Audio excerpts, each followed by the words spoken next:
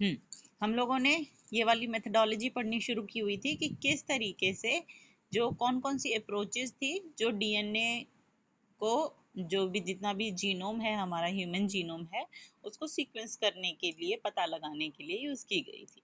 तो हमने ईएसटी देखे थे, express sequence tag, sequence annotation देखा था। सीक्वेंस एनोटेशन कि पूरा डीएनए एक बार में लो और उसके बाद सीक्वेंस पता लगा लो, फिर उसको नाम दे दो कि कहाँ कहाँ पे कौन से जीन्स लोकेटेड हैं। जबकि ईएसटी एक्सप्रेस सीक्वेंस टैग में क्या था कि हम लोग सिर्फ पता ही उन्हीं सीक्वेंसेस का लगाते हैं जो एमआरएनए बना रही हैं, ठीक है, जो एक्सप्रेस होती हैं एज आरएनए, क्योंकि ट्रांसक्रिप्शन और ट्रांसलेशन जिन पोर्शंस का हो रहा है उन्हीं पे जीन्स हैं, उनके अलावा जीन्स नहीं है, तो बाकी का हम लोग सीक्वेंस करते ही नहीं। तो ये दोनों चीज़ें थी जो हमने अप्रोचेस यूज़ की थी। उसके बाद हम लोगों ने किया था कि पूरा डीएनए लेना है, मल्टीपल कॉपीज लेनी है, उसको कट करना है, कट करके फिर उसकी सीक्वेंसिंग करनी है। कट करके पहले तो हमें क्या करना है, किसी होस्ट के अंदर डालना है। होस्ट के अंदर ऐसे ही अपने आप नहीं जाएगा, किसी हम लोग वेक्टर का यूज करके डालेंगे, जैसे मॉस्किटोज हमारे लिए वेक्टर होते हैं। और उठा के, आवाज नहीं आ रही किसी को भी? मेरी तरफ से तो ठीक है। वैष्णवी, हेलो वैष्णवी, आवाज आ रही है? मेरी तरफ से ठीक है बच्चे।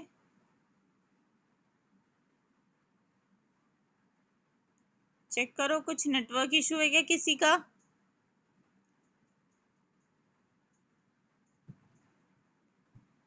हेलो हेलो,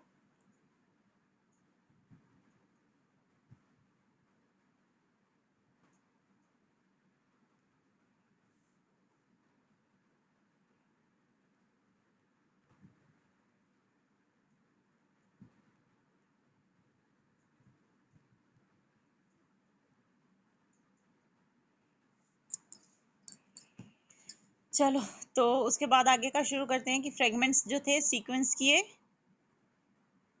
ठीक है, फ्रेगमेंट्स को सीक्वेंस किया ऑटोमेटेड डीएनए सीक्वेंसर्स के साथ। ये मशीन्स के नाम है। डीएनए सीक्वेंसर एक मशीन है जो कि तुम उसमें डीएनए डालोगे और वो तुम्हें उसका सीक्वेंस बता देगी। ऑटोमेटिक है इसीलिए ऑटोमेटेड लिखा हुआ है, ठीक है। ये जो मशीन है किस प्रिंसिपल पे काम करती है? ये फ्रेडरिक सेंगर के डेवलप किए हुए मेथड पे काम करती है। एक्चुअल में क्या होता है कि लेते हैं डीएनए, लिया जिस भी डीएनए को तुम्हें सीक्वेंस करना है, साथ में डीएनए पॉलीमरेज डाल देते हैं। डीएनए पॉलीमरेज क्या करता है, इसके अगेंस्ट दूसरा वाला जो है वो बनाता जाएगा, ठीक है। दूसरा जो बनाएगा, ए के अगेंस्ट अगर हम टी बना रहे हैं तो हमें पता चल जाएगा कि हमारा टी बना है, इसका सीक्वेंस पता चल गया, तो ऑटोमेटिकली अपने आप पता चल जाता है कि जो पिछला वाला सीक्वेंस है वो क्या है। नॉर्मली इस तरीके से लेते हैं। और कैसे पता चलेगा कि ए है, टी है, सी है या जी है? तो जो न्यूक्लियोटाइड्स यूज करते हैं उनको रेडियो एक्टिव लेके चलते हैं, और radio activity different different colour की लेके चलते हैं कि ए जो है वो पिंक कलर एमिट कर रहा है, बी जो है, जो टी है वो डिफरेंट कलर है, जी और सी डिफरेंट डिफरेंट कलर्स करते हैं।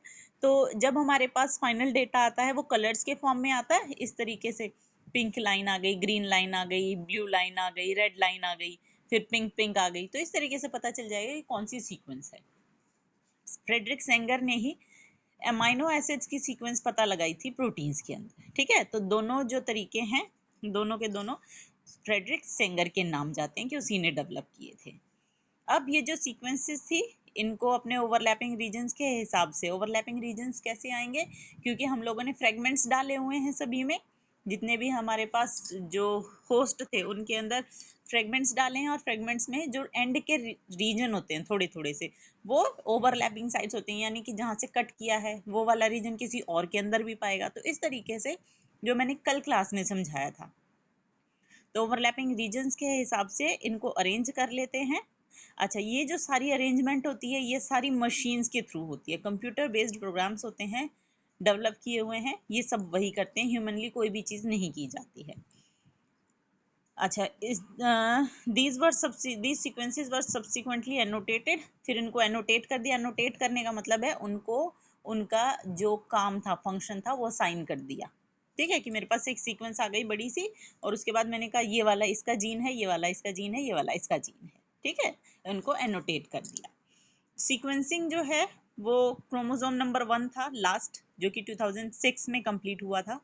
क्रोमोसोम नंबर 1 जो है वो लॉन्गेस्ट होता है, या लार्ज कह सकते हो, तो साइज में सबसे बड़ा वाला क्रोमोसोम है। ठीक है, तो क्रोमोसोम नंबर 1 जो है वो सबसे बड़ा क्यों है? क्योंकि हम लोगों ने जो कैरियोटाइप बनाया हुआ है, अगर तुम लोगों को याद हो चैप्टर 5 में हम लोगों ने कैरियोटाइप बनाया था। कैरियोटाइप क्या होता है कि हम लोग अरेंज कर देते हैं क्रोमोसोम नंबर के हिसाब से। ये देखो, ये है एक ह्यूमन कैरियोटाइप। इसका देखोगे तो इस साइज के अराउंड, साइज के अकॉर्डिंग जो है वो अरेंज्ड है। इसको कैरियोटाइप बोला जाता है, और हमने साइज के हिसाब से अरेंज करके इनको नंबर 1 2 3 4 इस तरीके से नंबर दिए हैं। ठीक है, एक्स और वाई वाला जो है वो अलग है। मेरे ख्याल से एक्स और वाई यहाँ कहीं लेते हैं, ये वाला जो अलग से है इसको एक्स वाई बोला जाता है। ठीक है, इन पे नंबरिंग शायद दे रखी है, बट बहुत डल सी है। जैसे ये 21 है और 22 वैसे पता नहीं चल रहा। बाकी तुम एक बार नेट पे डाल के देखना चाहो तो देख सकते हो।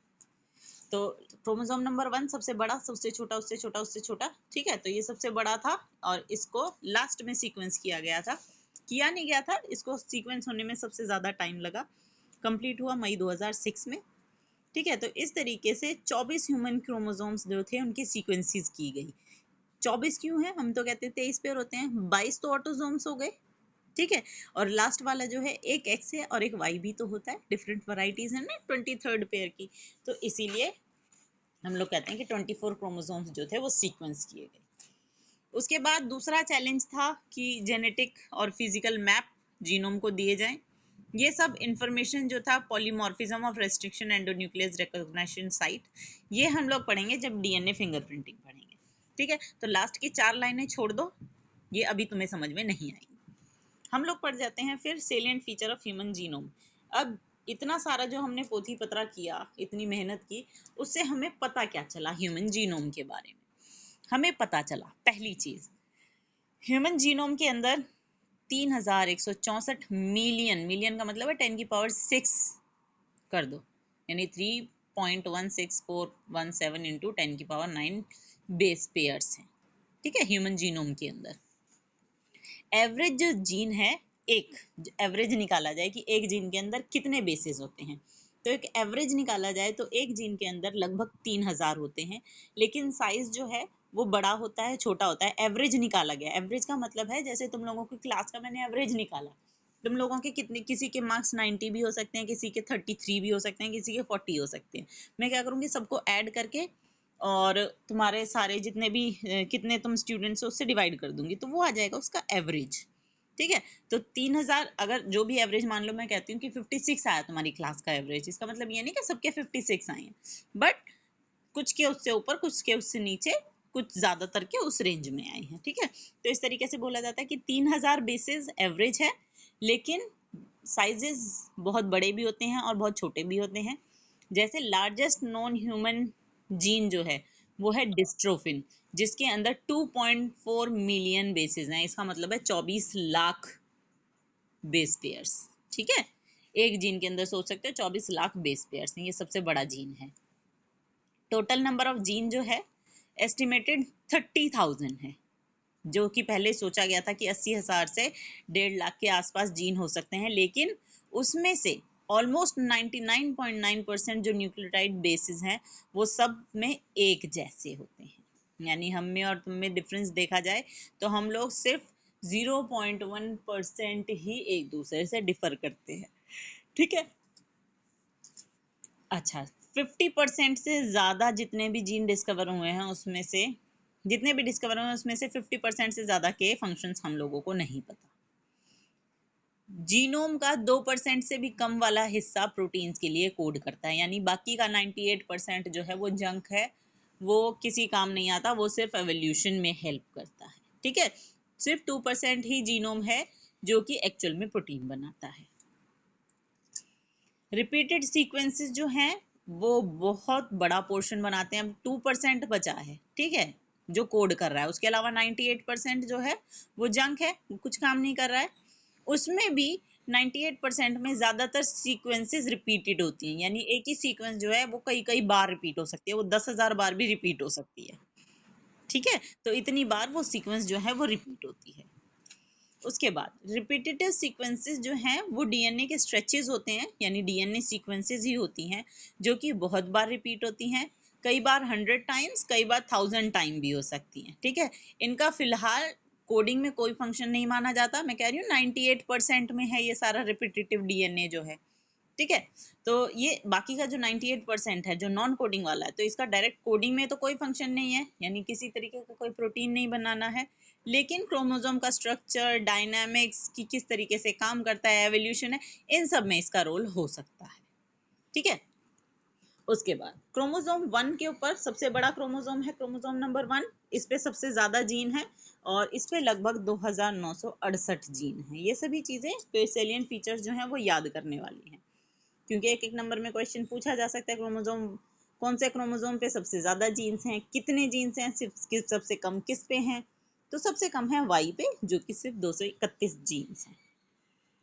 साइंटिस्ट ने अभी तक 1.4 मिलियन ऐसी लोकेशन ढूंढी हुई हैं where single base DNA differences, यानी कि सिंगल न्यूक्लियोटाइड पॉलीमॉर्फिज्म, जिनको हम स्निप्स भी बोलते हैं, वो अकर करता है ह्यूमन में। क्या है ये? लगभग 14 लाख ऐसी जगह हैं जहां पे लोगों के बीच आपस में सिर्फ सिंगल बेस पेयर का डिफरेंस हो सकता है, ठीक है, कि मेरे और तुम्हारे अंदर सिंगल सिंगल बेस पेयर का डिफरेंस हो जाए, ठीक। अब वो लोकेशन जो है वो अब लगा सकते हो 14 लाख हैं, कि एक एक के अंदर अलग अलग भी होगा तो भी 14 लाख डिफरेंट वैरायटीज तो बनी जाती हैं, और हमारे पास तो इतने सारे जीन्स हैं, किसी में भी कहीं पे भी हो सकती है। This information promises to revolutionize the process of finding chromosomal location for disease-associated sequencing and tracing human history. तो ये सारी जो information है ये promise करती है कि chromosomal locations find out करने के लिए, ताकि हम disease-associated sequences जो हैं, कि अगर कोई particular disease है जो किसी particular sequence से जुड़ी हुई है, associated है, तो वो find out कर सकें और human history को हम लोग find out कर सकें या trace out कर सकें, ठीक है। ये थी ह्यूमन जीनोम की सेलिएंट फीचर्स याद करनी है। ह्यूमन जीनोम और डीएनए फिंगरप्रिंटिंग दोनों में मोस्टली चीजें याद करने की है। इसके बाद हम लास्ट पॉइंट देख लेते हैं आज की क्लास का, एप्लीकेशन एंड फ्यूचर चैलेंजेस। कि हमने जो ये इतनी सारी सीक्वेंसेस निकाली, इतनी सारी इंफॉर्मेशन निकाली, इसकी एप्लीकेशन क्या है, कहाँ कहाँ हम लोग इसे यूज कर पाए हैं, और क्या क्या फ्यूचर चैलेंजेस हैं जो कि हमें इसकी वजह से सॉल्व करने हैं। Deriving meaningful knowledge from the DNA sequences will define research through the coming decades, leading to our understanding of biological systems. अगर हम इतने सारे ये जो DNA sequences हैं उसमें से मीनिंगफुल नॉलेज निकाल लें, तो ये आने वाली सदियों में हमें बायोलॉजिकल सिस्टम्स को अंडरस्टैंड करने के लिए, सारी रिसर्च करने के लिए, उन सब में बहुत हेल्प करने वाला है। This enormous task will require, अब इस चीज के लिए चाहिए क्या क्या होगा? एक्सपर्टीज चाहिए, क्योंकि हम लोग कितना भी कंप्यूटर से काम कर लें, उसको एनालाइज करने के लिए हम लोगों को ह्यूमन ब्रेन ही चाहिए, ठीक है। मशीन क्या है, सीक्वेंस बता देगी, लेकिन उसको इस सीक्वेंसेस को कहाँ पे यूज करना है, उसको कैसे वर्क करना है, क्या फंक्शन देना है, ये सारे काम जो है वो एक्सपर्टाइज, जो एक्सपर्ट्स हैं वही कर सकते हैं। उसके बाद and creativity of tens of thousands of scientist, जो बहुत सारे साइंटिस्ट हैं उनकी क्रिएटिविटी चाहिए वेरियस डिसिप्लिन में से, ताकि जो भी हमारे पास इंफॉर्मेशन आ रही है उसको पब्लिक और प्राइवेट सेक्टर दोनों में यूज किया जा सके। One of the greatest impact का मतलब है इफेक्ट, ह्यूमन जीनोम सीक्वेंस की पता लगाने की सबसे बड़ा इम्पैक्ट जो है वो क्या है? May well be enabling a radically new approach to biological research, कि जो बायोलॉजिकल रिसर्च चल रही है, कर रहे हैं, इसको एक बिल्कुल नई अप्रोच दी जाए, कि हर चीज को हम लोग पहले सीक्वेंस पता लगाएं, फिर उसमें कमियां पता लगाएं, कि किसी डिजीज की वजह से अगर कोई डिजीज हो रही है तो क्या उसमें किसी तरीके की सीक्वेंस चेंज हो रही है, या फिर अगर उसको वो किसी ऑर्गेनिज्म में अपने आप ठीक हो जा रही है तो उस ऑर्गेनिज्म का जीनोम वगैरह जो है हम लोग किस तरीके से एक दूसरे में फिट कर सके ताकि वो चीजें ठीक हो सके। With whole genome sequences and new high Through technology we can approach questions systematically and on a much broader scale. अगर हमारे पास पूरे जीनोम की सीक्वेंसेस हैं और नई नई टेक्नोलॉजी हैं तो हम लोग क्वेश्चंस को या जो भी हमारे पास प्रॉब्लम्स हैं उनको सिस्टमेटिकली अप्रोच कर सकते हैं एक बड़े स्केल पे. They can study all genes in a genome. एक जीनोम के अंदर जितने भी जीन्स प्रेजेंट हैं उन सभी को स्टडी कर सकते हैं. फॉर एग्जाम्पल अगर किसी पर्टिकुलर टिश्यू के अंदर ऑर्गन या ट्यूमर के अंदर किस तरीके से थाउजेंड्स ऑफ जीन्स प्रोटीन्स वगैरह वर्क करते हैं, आपस में इंटरकनेक्टेड होते हैं, किस तरीके से केमिस्ट्री ऑफ लाइफ चलती है, ये सारी चीज़ें हम लोगों को पता लगाने में आसानी रहती है. ठीक है, तो ऐसा देखोगे तो यहाँ एप्लीकेशंस वगैरह कुछ नहीं है. मेनली जो तुम्हें पेपर में आती हैं सेलिएंट फीचर्स में से कुछ पूछा जा सकता है और दूसरी चीज़ पूछी जाती है ह्यूमन गोल्स, ये सॉरी HGP के गोल्स. दूसरी चीज़, तीसरा क्वेश्चन मैंने तुम्हें यहाँ बताया था HGP को मेगा प्रोजेक्ट क्यों कहते हैं. उसके बाद नेक्स्ट था कौन से और ऑर्गेनिजम्स हैं जिनकी डीएनए जो है वो सीक्वेंस की गई है. फिर मेथडोलॉजी पूछी जाती है, मेथडोलॉजी EST और सीक्वेंस एनोटेशन, ये दोनों चीज़ें पूछी जाती हैं. ठीक है, उसके अलावा BAC YAC इन दोनों की फुल फॉर्म्स पूछी जा सकती है और यहाँ से कि लास्ट क्रोमोसोम कौन सा था जिसको सीक्वेंस किया गया, कब सीक्वेंस किया गया, कितने क्रोमोसोम सीक्वेंस किए जा चुके हैं, ये चीज़ें मेनली पूछी जाती हैं. ठीक है, ये वाला पोर्शन इतना ज़्यादा इंपॉर्टेंट यहाँ इसलिए नहीं होता क्योंकि ये बहुत एक्सप्लेनेशन होके चैप्टर नंबर 11 और 12 में तुम्हें देखने को मिलता है. तो टीचर्स कोशिश करते हैं इसको यहाँ ना उठा के वहाँ के लिए उठाएं. इसके साथ हमारा ये SNP फुल फॉर्म याद रखना, बहुत बार पूछी जाती है. इसके साथ हमारा ह्यूमन जीनोम प्रोजेक्ट खत्म हो जाता है. आज के लिए हम लोग यहीं छोड़ेंगे क्योंकि DNA फिंगरप्रिंटिंग जो है एक क्लास में खत्म नहीं होगा, 2 क्लासेस में होगा, बट मैं इसको बीच में स्टार्ट नहीं करना चाहती. ठीक है, तो आज की क्लास के लिए इतना काफी है. नहीं बेटा, सितंबर में मुझे नहीं लगता स्कूल खुल रहे हैं और अभी थोड़ी सी उम्मीदें कम हैं. मैं स्कूल गई थी आज, स्कूल में पूरी तरीके से पानी भरा हुआ है. सिर्फ जो नई बिल्डिंग बन रही है उसके अंदर पानी नहीं घुसा है. जो C बिल्डिंग है वो क्योंकि थोड़ी ऊंची है उसमें पानी रूम्स में नहीं है, बट उसके आसपास का जो पोर्शन है